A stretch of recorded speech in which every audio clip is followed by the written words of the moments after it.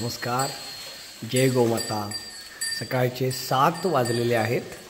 आमच्या गोशाळेतलं दूध काढून झालेलं आहे. गोमय सगळं काढून झालेलं आहे. तुम्हाला दिसत असेल स्वच्छ. आणि आता गोमाता बाहेर जाण्यासाठी सज्ज झालेल्या आहेत. जिथे गोमाता स्वस्थ बसतात त्या जागेहून पवित्र जागा दुसरी कुठलीच नाही. अशा पवित्र जागेतून शेठ गोशाळेतून मी तुम्हाला एक कथा सांगत आहे. सकाळच अगदी छोटीशी पण अत्यंत गोड.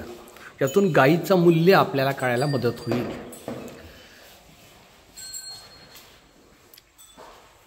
एक ऋषी होते, च्यवन ऋषी. ह्या ऋषींनी असा निर्णय घेतला की काही काळ आता मी एकांतात ध्यान धरेन. म्हणून ते पाण्यामध्ये शिरले आणि तिथे त्यांनी ध्यान धरलं. अत्यंत स्निग्ध स्वभावाचे, परमप्रेमळ अशा ऋषींच्या भोवती जलचरांनी जणू वेढा घातला. आणि हळूहळू वर्ष लोटू लागली. जलचर ह्यांच्या अंगाभोवती सगळे लपटलेले होते. जणू जलचरांनी यांना कव्हर केलेलं होतं. दिवसामागून दिवस, महिन्यांमागून महिने, वर्षांमागून वर्ष लोटली. जवळपास 11-12 वर्ष लोटली. गुरुजी म्हणजे ऋषीवर, च्यवन ऋषी हे पाण्यातच होते. एक दिवशी एक अशी गडबड झाली की जवळचे मच्छीमार मासेमारीसाठी आले असताना त्यांच्या जाळ्यामध्ये ऋषीवर अडकले. त्यांच्यासोबत जलचरसुद्धा. मग जाळं खूप जड लागलं. यांना वाटलं खूप आपल्याला काहीतरी मिळालं. वर घेतलं तर आतमध्ये ऋषी दिसले. घाबरले सगळेजण. आणि ऋषींच्या भोवती जलचर होते. ते वर आल्यामुळे, पाण्याच्या पृष्ठभागाच्या पण वर आल्यामुळे तडफडू लागले. कित्येक मरू लागले.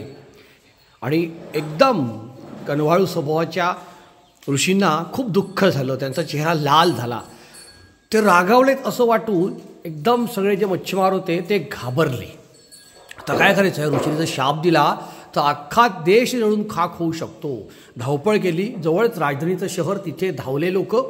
राजदूताला भेटले. म्हटले अशी अशी गडबड झालेली आहे. ऋषी पाण्यामध्ये होते, कळलं नाही, वर आलेले आहेत, जलचर मेलेले आहेत. गुरुजी रागाने लाल झालेले आहेत.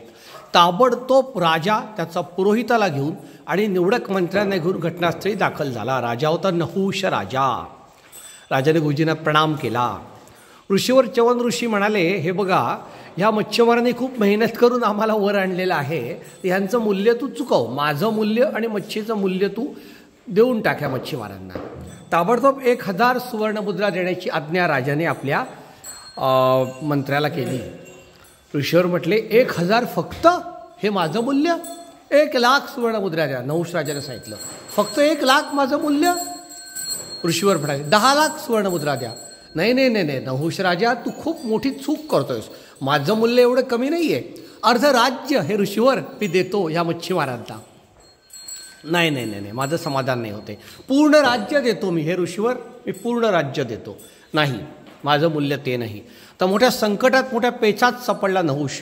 तो म्हटला, माझं सगळं कुल नष्ट होऊन जाईल. माझ्या कुलाने इतके वर्ष अनेक पिढ्यांनी पराक्रम करून जे नाव गाजवलं आहे सत्यवचने म्हणून, ते नाव निघून जाईल. एका ऋषीची मी किंमत नाही करू शकत, त्याला समाधान नाही करू शकत. तेवढ्यात वनातून राहत असलेला एक संन्यासी त्या गर्दीमध्ये आला होता. तो काही कामासाठी शहरात आला होता. त्याला कळलं मोठी गडबड झाली. तो किनाऱ्याला आला. तो पटकन पुढे आला. म्हटला, हे महाराज, परवानगी असेल तर मी सांगतो काय करायला लागेल ते. काय करायचं सांगा. राजा अतिशय आनंदाने म्हणाला, प्रश्न सोडवा कुणीतरी. हा ऋषींना समाधानी करा. माझं सगळं पणाला लागलं चालेल, गेलं तरी चालेल. नाही नाही हे राजन, 1 गाय तू फक्त ह्यांना दे. 1 गाय इतकी अमूल्य आहे, बस. बाकी मी काय बोलत नाही.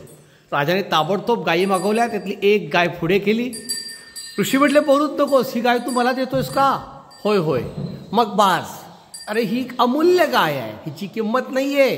गायीची किंमत कधी होऊ शकत नाही. गोमाता अमूल्य आहे, प्रचंड मौल्यवान आहे. त्यामुळे माझं मूल्य ते काय हिच्या पुढे असणार. मी समाधानी आहे. हे वत्सा लक्षात ठेव, हे नहुषा लक्षात ठेव, गायीच्या इतकं मौल्यवान काही नाही. तुझ्या देशात जर तू गायीची काळजी घेतलीस तर हे नहुषा, गायी तुझ्या देशाची काळजी घेतील. कधीही दुष्काळ पडणार नाही, कधीही अतिवृष्टी येणार नाही, धनधान्य विपुल राहील, लोकांचं आरोग्य नीट राहील. कारण यांच्यामध्ये अमृत आहे. बहुगुणी दूध रूपी अमृत ह्या देतात. ज्याच्यामध्ये चिकार प्रथिने आहेत, विटॅमिन्स आहेत, त्याच्यामध्ये गोल्ड आहे. गोमूत्र ह्या देतात. अनेक औषधं गोमूत्रातून तयार होतात. नुसतं गोमूत्र पिऊन अनेक आजार जातात. या गोमय देतात. गोमय वसते लक्ष्मी. किती कीर्ती आहे गायींची मी सांगू. साक्षात लक्ष्मी यांच्या गोमयमध्ये दडलेली आहे.